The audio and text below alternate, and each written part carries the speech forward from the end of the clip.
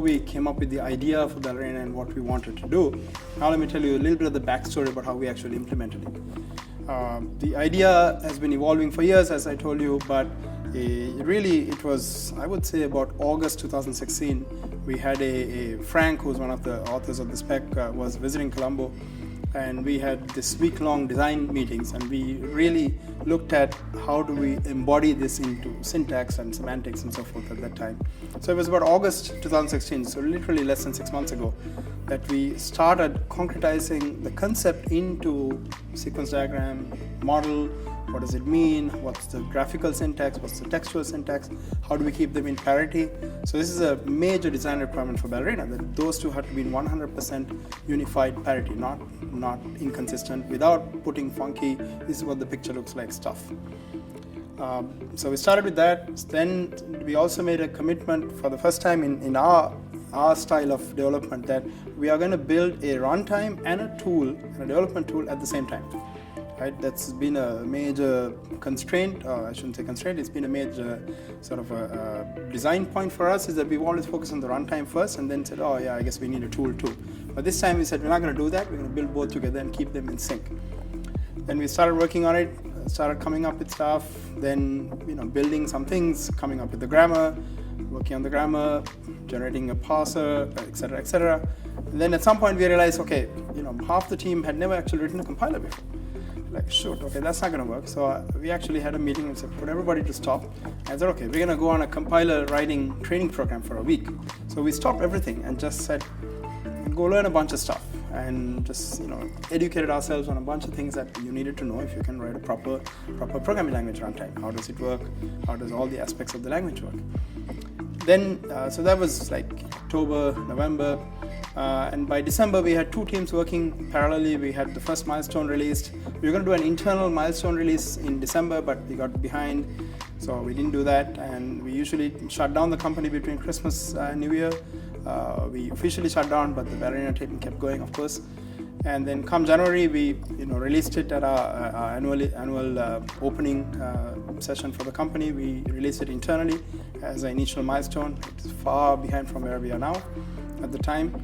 And then we also realized, okay, now we need to package up the whole system. We had the core language and the core runtime and the core editor working, but we need to build a debugger, we need to build a type mapper, we need to build a documentation solution, we need to build all of these supporting acts. So we decided to round up people from wherever we could get them. So we've had about 15 people, I would say, working on it at the time. And then we beefed up to about 50 or maybe even 60 towards the end. And we also called for volunteers. This is all internal now, right? So it's still not public. Called for volunteers to help with various things. And we had tremendous response. And literally, so that was, I would say, the second or third week of January. And here we are on February 20th, we announced it. So literally 1 month after that, we went from having a skeleton system to a comprehensive system that covered all the things that we wanted to cover. And in fact, we also want to write IDE plugins for other IDEs. So somebody wrote one for Vim, someone wrote one for IDEA, someone wrote for Atom. In fact, the night before we released, someone else wrote another one for VS Code and sent it out, saying, hey, this is working. So we packaged that as well.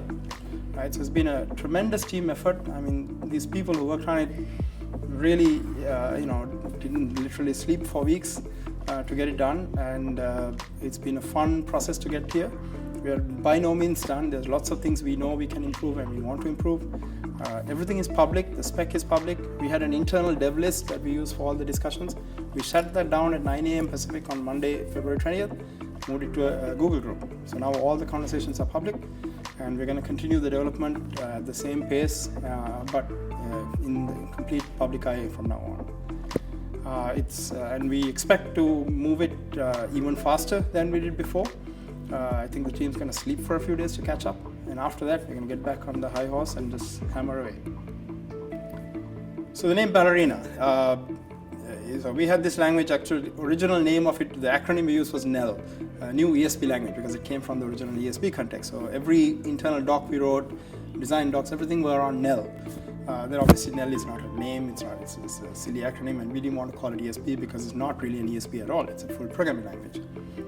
So we knew this, because of the choreography and the sequence diagram and the drama mindset that brought the concept into existence, the idea of drama was an important one.